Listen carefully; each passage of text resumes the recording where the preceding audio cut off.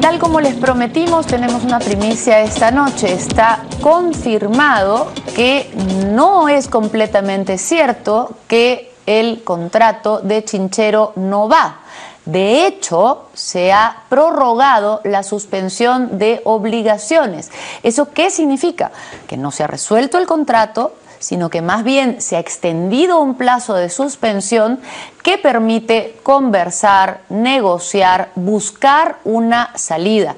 Tenemos la confirmación de que esto ya se ha negociado el día de hoy.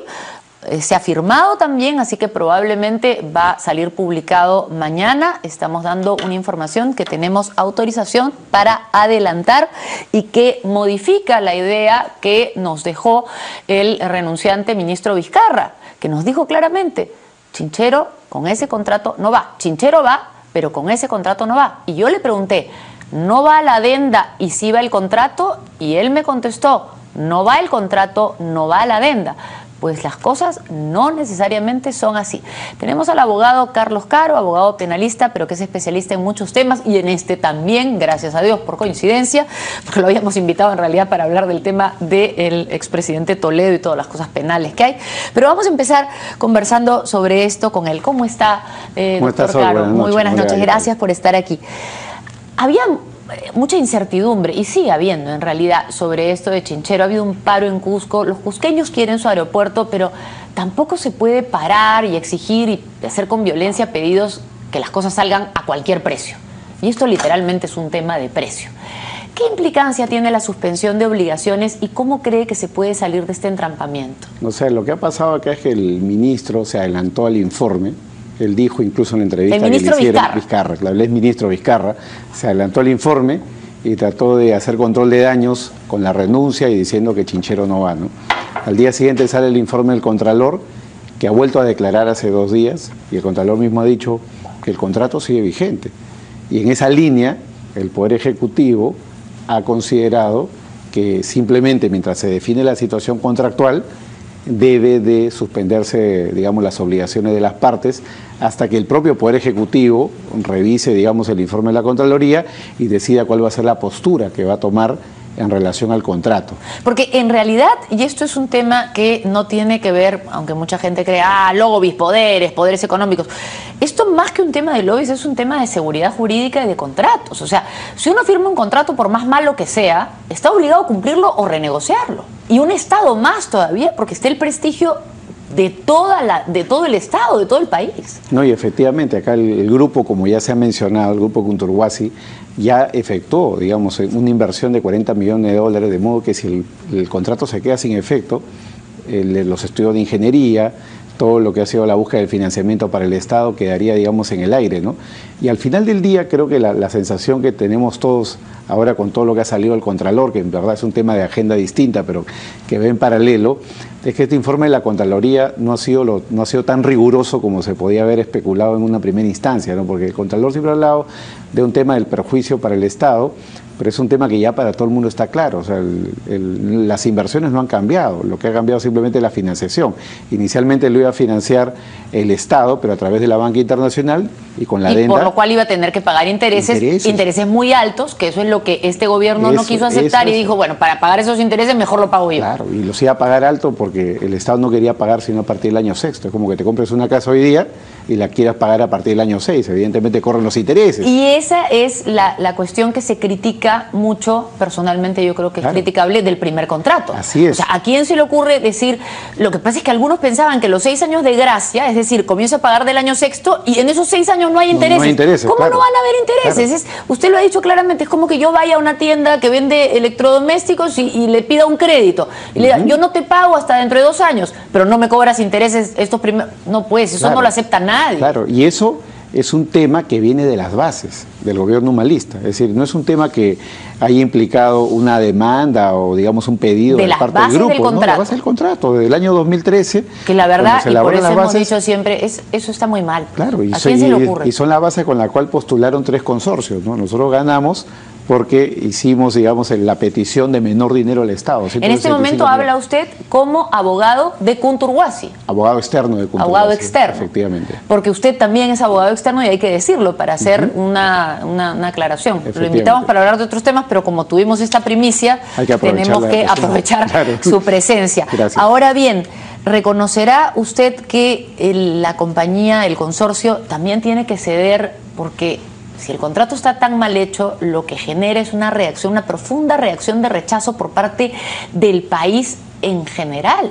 Y entonces tiene que haber una postura también de negociar a favor del Perú, no solo como pensando en el bien de la empresa, sino en el bien de todo el Perú. Claro, y la ha habido, ¿no? Porque en primera instancia, cuando se cierra, digamos, el financiamiento con el primer contrato que ha sido criticado, la empresa firma la adenda, perdiendo ya de arranque 7 millones de dólares, que es lo que le había costado conseguir la financiación internacional con Goldman Sachs.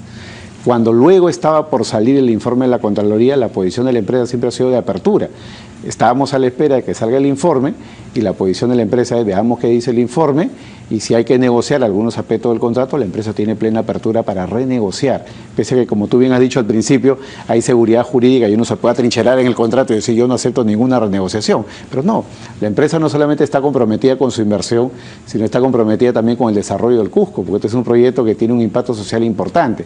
Va a prácticamente triplicar el flujo de pasajeros en el Cusco, va a implicar una inversión para el Cusco importante, cerca de 600 millones en 5 años. Bueno, eso es lo que se cree, claro, ¿no? Porque de manera que hay una serie de beneficios con los que la empresa está también comprometida. Eso es lo que se cree y lo que se espera. En todo caso, esto ha generado tantos problemas que ya se habla de denuncias penales contra, y eso era parte de lo que queríamos tratar con usted, contra algunos funcionarios que intervinieron en la parte inicial. Y ayer yo le preguntaba a los congresistas por qué se pasaba con tanta facilidad del tema administrativo al tema penal, porque uno puede ser funcionario y cometer errores administrativos, puede cometer incluso graves errores, pero de ahí a que lo llamen delincuente y lo juzguen, hay o debería haber una distancia. Claro. Entonces, en el informe de la Contraloría se hace mención a responsabilidades penales. ¿Existen verdaderamente indicios claros de responsabilidad penal que implique dolo y una tipificación exacta de un delito? Ahí cabe hacer una diferencia importante. La Contraloría no ha hablado de colusión, que es un delito grave, que implicaría, digamos, acuerdo entre particulares y funcionarios. Claro, para obtener un beneficio propio a costa del Estado. No ha hablado de coimas, no ha hablado de pago de dinero. ¿Cuál es el delito? El delito es negociación incompatible, que es un delito que dentro del mundo de la corrupción podríamos llamar un delito menor, en el sentido de que el funcionario no defiende, digamos, y este es un tema donde el informe concluye en presunta responsabilidad de los funcionarios, no de los particulares, es decir, no del grupo Conturhuasi. Dice que los funcionarios no habrían negociado, digamos, con suficiente determinación en favor de los intereses del Estado. Pero justamente acaba de salir una sentencia muy interesante que he criticado, particularmente una sentencia para el caso Oscorima, en la cual se sienta una doctrina, o sea, en otras palabras, un precedente obligatorio en el cual se dice que en el delito de negociación incompatible, para resumirlo en términos claros, si no se prueba el beneficio directo del funcionario, no hay. Claro, porque el delito de negociación incompatible es un delito donde hay que favorecer al particular, pero desde luego tiene que haber una explicación de por qué el funcionario favorece al particular. Claro, en otras palabras, si no se prueba que el funcionario ha recibido algún beneficio directo, indirecto, a largo plazo. Ya está el presidente de la Corte Suprema que no hay delito. Claro, y en consecuencia eso debilita más aún todavía la posición del informe de la Contraloría. Por eso me llamó la atención el informe, porque el informe sale después de esta sentencia, que además se apoya en otro precedente que también he criticado, de Villastein, que dice que en los temas administrativos, cuando las cosas se pueden subsanar, no hay relevancia penal. Efectivamente. No sé si usted lo ha visto, ya me imagino que usted lo ha visto. Es una sentencia de junio del año pasado. De junio del año pasado. Que fue la que preparaba el sustento del caso Oscorima, por eso es que lo hemos criticado. Y dice expresamente que en este tipo de delitos, para que haya sanción penal, hay que diferenciar qué cosa es lo administrativo y qué cosa es lo penal. Un ilícito administrativo, un error formal en un contrato, no puede implicar la comisión de un hecho delictivo. Claro, en eso estamos de acuerdo, porque no necesariamente el haber cometido un error, incluso un error grave significa que uno es un delincuente. Así, eso puede acarrear responsabilidades administrativas eventualmente, pero no de naturaleza Claro, por penal. ejemplo, y vayamos al caso del Contralor, esto de los autos del Contralor no es un delito. Nosotros nunca hemos dicho que sea un delito, pero es una falta administrativa. Sí, a ver, ahí hay varios temas. Entremos al Contralor. Porque en el caso del Contralor podemos tener varios asuntos ahí. Si estamos hablando de que él no ha consignado estos carros en su declaración de bienes y rentas, las ha puesto, parece, hay ahí una falsa declaración en un procedimiento administrativo, que es un delito tipificado por el artículo 411, que es muy formal.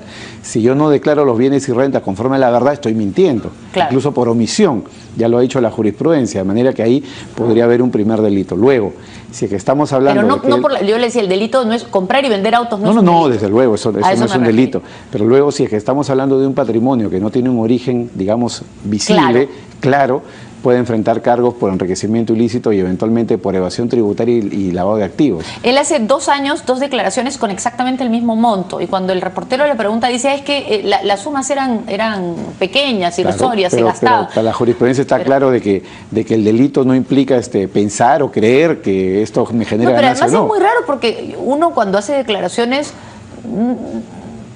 Las personas que trabajamos y tenemos que hacer declaraciones, creo que nunca coincide la declaración de un año con el otro. Uno tiene un año más trabajo, otro año menos trabajo, le suben el sueldo, le bajan el sueldo, la casa cambia de valor si tiene casa. El patrimonio, la foto del patrimonio va cambiando año a año. Y sin embargo, él hace 2 declaraciones exactas, según lo que investiga. Yo creo que ahí en verdad la resolución de inicio de diligencia preliminar que se tiene que dictar va a involucrar todo este marco de delito, falsa declaración, evasión tributaria, lavado de activos, enriquecimiento ilícito, y hay que tomar en cuenta solo algo importantísimo. Acá no hay antejuicio constitucional, porque estos son actos que son previos a la función de Contralor General. Claro. Como en el caso del expresidente Humala, que por los hechos del 2011 ha sido incorporado directamente por el caso del lavado de activos. Ahora bien, ayer el Ministerio Público dijo que habría investigación por el caso de la trabajadora que tenía una liquidación irregular, que además tenía una relación sentimental con él y hoy día ya ha trascendido que tiene vínculos familiares incluso, ¿no? Que nosotros no hemos querido involucrar porque hay un tema de niños ahí.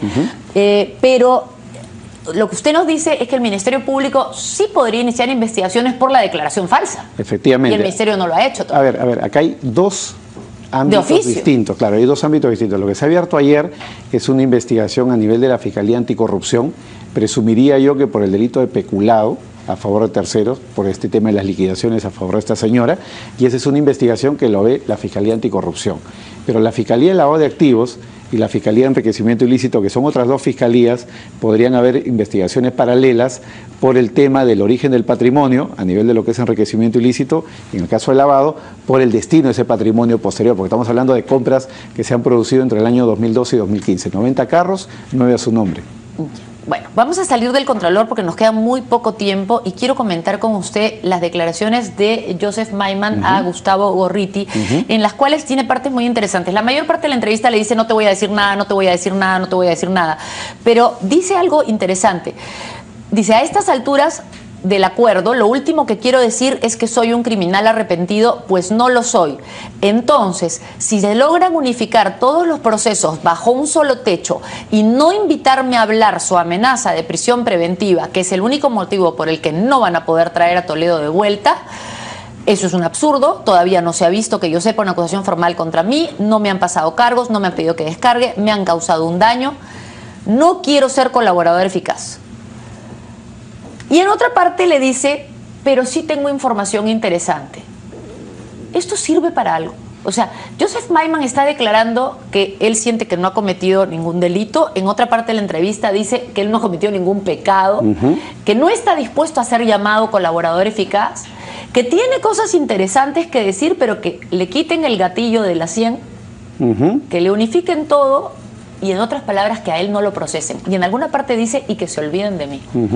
¿Esto sirve? Desde mi punto de vista esto es algo muy relativo, ¿no? Porque cuando declara un imputado, y esto es una declaración finalmente que se toma en cuenta incluso a nivel judicial, porque él no ha declarado formalmente, esto se toma con pinzas, ¿no? Porque el imputado tiene derecho a decir la verdad, media verdad, incluso a mentir, incluso entre tiene comillas. derecho a mentir. Así es, de manera que acá la ruta del dinero, Sol, es un tema bancario. La Fiscalía ya demostró de que Odebrecht le pagó a sus empresas offshore por contratos ficticios, contratos que pero no son tienen las empresas de Joseph Maiman. De Joseph Maiman, claro. Pero por otro lado, vemos nosotros, ya por el caso de Coteva, porque acá se ha contado la historia al revés, Claro. de que a partir del año 2012 empiezan a haber inversiones desde las cuentas del señor Maiman A Ecoteva. a Ecoteva, de Ecoteva a Eva Fenderburg, de Eva Fenderburg para la compra de la casa, La compra de la casa. para pagar la hipoteca del señor Toledo en la casa de Punta Sal y para comprar la oficina.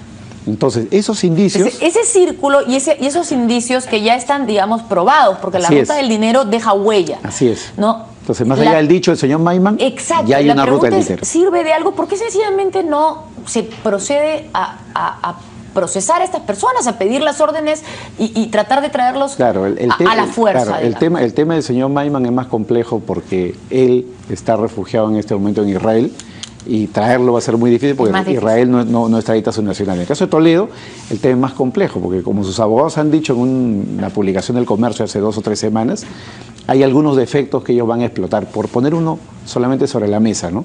Cuando Toledo apela a través de su abogado la prisión preventiva, a él le declaran improcedente la apelación, porque el abogado se olvida de adjuntar una papeleta, un documento, digamos, Es posible formal. que el abogado se olvide de algo. Sí, pues se olvidó y la sala, digamos, entre comillas, pisó el palito, ¿no? Porque al no poder revisarse la impugnación o la apelación, lo que se ha logrado es que Toledo pueda alegar en los Estados Unidos una violación al debido proceso.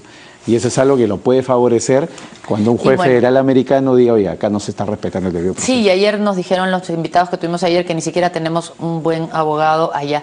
Lamentablemente se me acaba el tiempo con usted. Ojalá que podamos seguir conversando de más temas. Le agradezco muchísimo Muchas gracias, haber encantado. estado aquí esta noche. Regresamos con más.